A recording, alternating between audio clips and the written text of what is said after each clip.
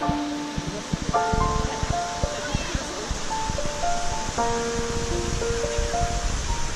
morning, everybody. Today is April 19th, China time. I was in Huanglong yesterday, and then today I'm in JIUZHAIGOU. If you're interested, stay tuned, and I can show you how to tour this place efficiently and like the major spots that you should see while you're here. The weather is really nice today.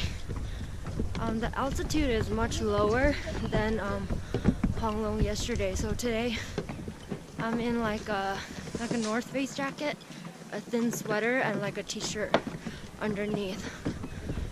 So it's really important to wear layers over here because it gets pretty hot during the day. JIUZHAIGOU is like in the shape of an Y. You start from the bottom of the Y, and there's two different arms.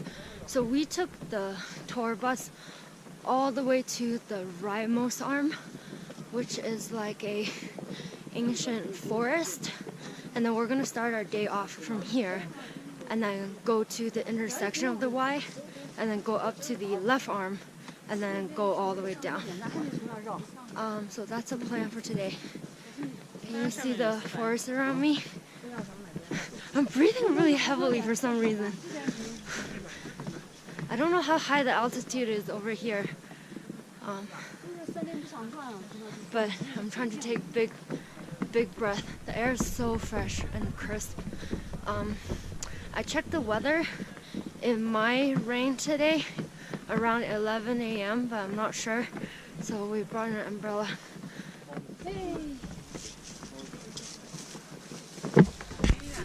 So we're almost 3,000 meters above sea level. No wonder I'm breathing so heavily.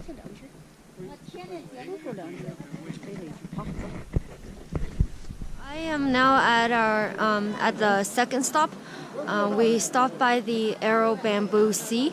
The place is called the Arrow Bamboo Sea because there used to be a lot of bamboo growing in this area.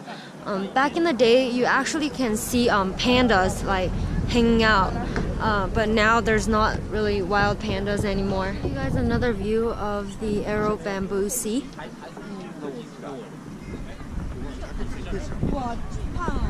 Now we're at the Arrow Bamboo Lake waterfall. So the Arrow Bamboo Lake was up there, and then it falls down here, and then it leads downstream that way to a lot of other lakes.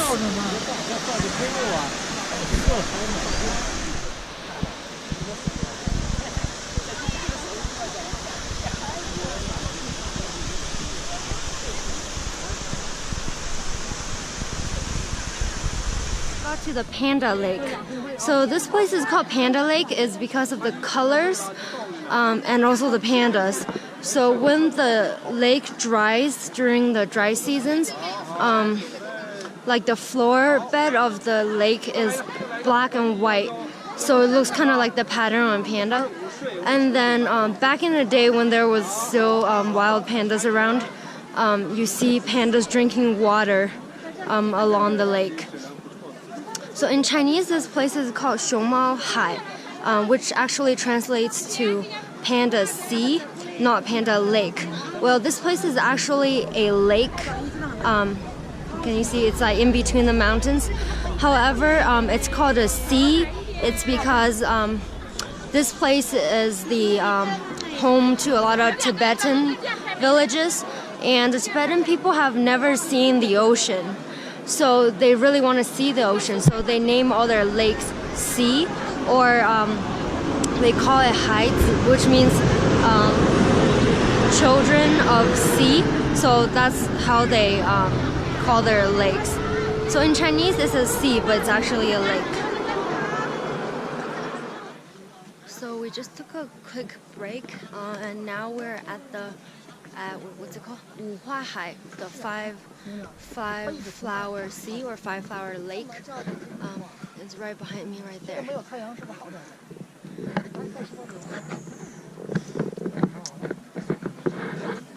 Can you guys see all the branches in the water under there? It's really pretty. Another view of 五花海. or the five-flower lake.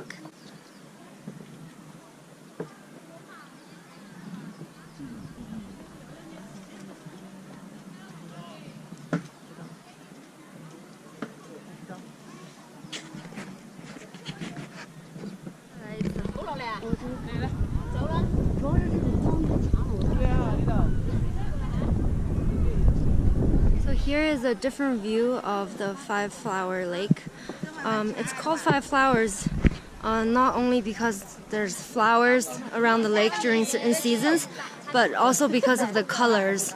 And also when the sunlight shines on the lake, you see the reflections of the mountains, and then you see the algae, and then the blue, and then the white, and then all the stones around it. So it just started raining. It was bright like 5 minutes ago. And well, it's not really raining, it's like sprinkling. Well, I checked the weather this morning. It says that it's supposed to rain around 11. And right now it's 11:50, so I guess for once the weatherman didn't lie. It's kind of sprinkling. I brought an umbrella. I don't know if I'm actually gonna need it, but just in case. Yeah, right now I'm just wearing my North Face. Alright, we're headed off to the next spot. So now we're at Pearl Shore. It's called Pearl Shore not because there's a lot of pearls, but because of the water. So if you can see, there's a lot of little splash everywhere, and the locals think that it looks like little pearls rolling down the hill. That's why it's called Pearl Shore. So I'm on a walkway that's right in the middle of this. So as I turn around, this side leads to downstream Pearl Shore.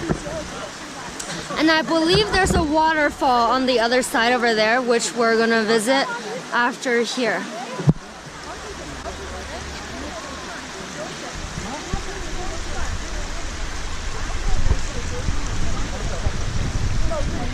So we walked down from the Pearl Shore and it led to this Pearl Shore waterfall.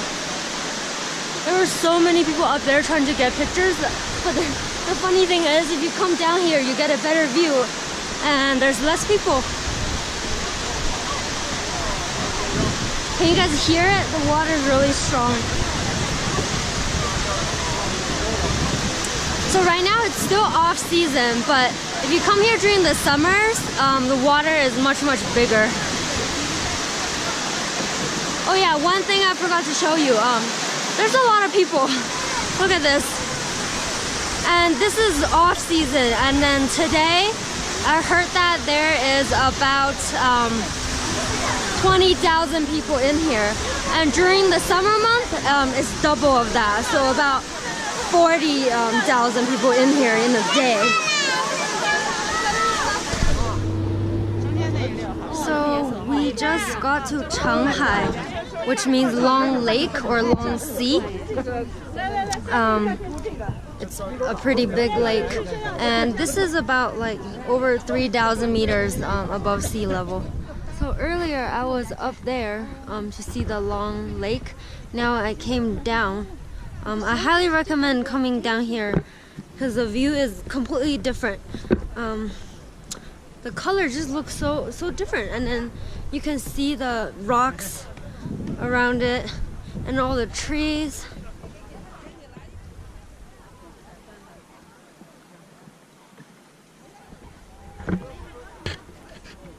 So over the summer, water level is probably up there.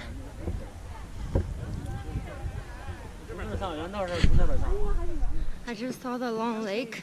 I went down to see the bottom of the lake, and I had to climb up these flights of stairs. And I think because it's like over 3,000 meters above sea level, like I'm breathing really hard. Usually I don't breathe like this, even after like a couple flights of stairs, but now I am. So just keep in mind, if you guys are coming here, make sure you breathe. And also if you're traveling with children and seniors, make sure that you guys take breaks when needed. the last thing that you want is like pass out up here. Right now we're headed to the another spot. Can you see all the people? So many people. But the trees on the sides are pretty unique. You see the color? It's like a orangey, golden, red-ish color. So many people. Right now I just got to the next location. It's called the Colorful Pond. The water level is still low right now, but the color is still pretty. Let me show you. It's right behind me. So although the water level is low, there's still a lot of color. I think if you come in September or October, water covers all the way up to here.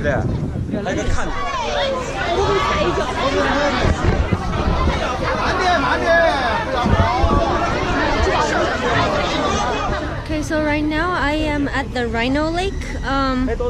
Let's see, it's 2,300 meters above sea level. And this is a glacier-caused barrier lake, about 2,000 meters long and about 200 meters wide and 17 meters deep. So I forgot why this is called the Rhino Lake again. I think I should look it up. So this lake is much lower in altitude compared to the other ones we've seen, but it's much more water. Rhino Lake. It's pretty big. So over here at the JIUZHAIGOU, the government really restricts people from going into the waters, and I think this is a really good idea because it really prevents, you know, harming the environment and also the waters, because there's just so many people here every day. Off seasons about 20,000 people a day. During busy summer seasons it's about 40,000 people. Sorry. So yeah, they don't let people go in there, which is nice. It keeps the water really blue. So I just got to the Tiger Lake. It's right behind me. This is called the Tiger Lake because not because there's tigers around here, but because of the colors underneath the water. So when the water dries out, the mineral deposit under, like on the bottom bed of the lake, is like dark. There's like dark stripes and like white stripes. It almost looks like the skin of a tiger. That's why it's called a Tiger Lake. Don't worry, there's no tigers around here. It's really safe. Tiger Lake.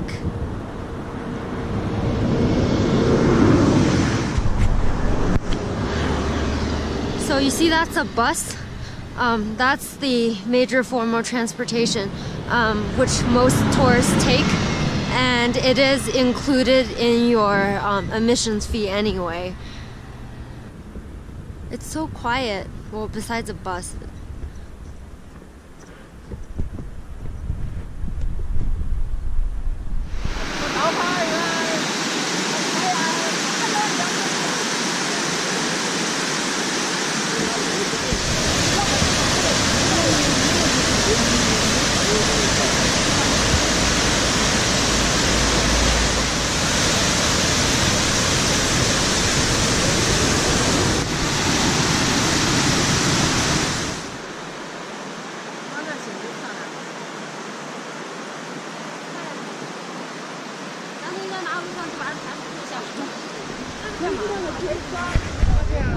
So we just saw the Shuzheng waterfall. Right now, this is downstream of that. This is known as Shuzheng Qunhai, which means it's a group of lakes. The Shuzheng group lake continued.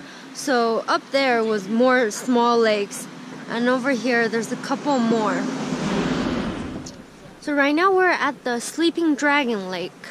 In Chinese it's called Wolonghai. This is about 2,000 meters above sea level. This is called the Sleeping Dragon Lake because of this in the middle of the lake. the geography looks like there's a dragon sleeping in the lake.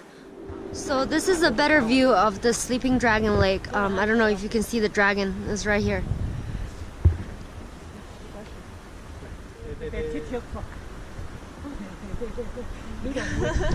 So this is called the Sparkling Lake Waterfall. It is about 2,000 meters above sea level, and there's a waterfall. So it's right underneath the sleeping dragon lake. The water is so clear. And I think the reason why it's called the Sparkling Lake is just because it's really sparkling. That waterfall was only part of the Sparkling Lake. This is the actual Sparkling Lake. Can you see it's pretty sparkly over there? And right now it's almost 4 p.m. here and it's kind of cloudy. So imagine coming here like on a summer day. It's probably super sparkly.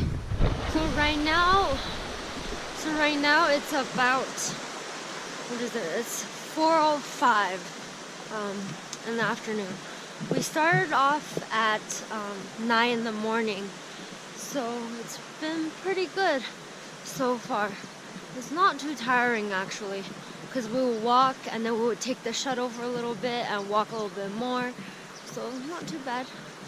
And I swear the weather here is really weird. It rained again for maybe 5 minutes and then it stopped. So I guess it's good if you're, traveling here around this time, like April or something. Bring one of these waterproof jackets, because there's so many people everywhere and using an umbrella is just such an hassle. So I really recommend, if you want to, come here in April, wear one of these. It just sprinkles for maybe 5 minutes, so you can just put the hood on and you don't have to worry about carrying an umbrella, and it's lightweight as well. Oh, it's so quiet, no one's behind me. This is so nice compared to earlier. There are tourists everywhere. Okay, so as I was walking, I came across this place. Look. So this place is called Luweihai. In Chinese, Luwei is the name of these plants right here. So this lake is all covered in luwei, this type of plant. That's why it's called Luweihai.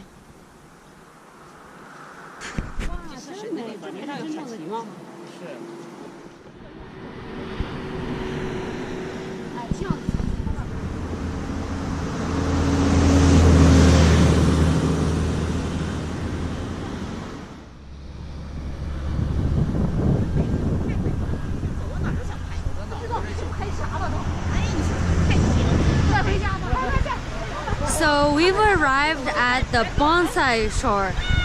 It's known as bonsai shore because if you see each one of these trees, they look like little bonsai. So right now it's actually exactly 5 p.m. I just came out. That's the entrance right there. So what are my thoughts? I think it's still worth it, although right now, it's in the middle of April. It's still worth it. There's still a lot of colors to see. Some lakes are running dry, but there are still quite a few larger lakes that has a lot of colors. Definitely recommend it. Ooh, the wind is over my face. So if you wanna come here in the summer, actually over here, if you come here in June, it might still snow. It's just a thing here. But then in June there's gonna be more water. So if you come June, July, August, there's gonna be a lot of school kids, because that's summer for a lot of them. So if you want to see summer here but not a lot of people, come after September. So if you do September or October, it might actually work, because I think the first week of school for most Chinese children is around September 1st. So if you come after that, there will be like less kids everywhere, and then you will still see the summer months.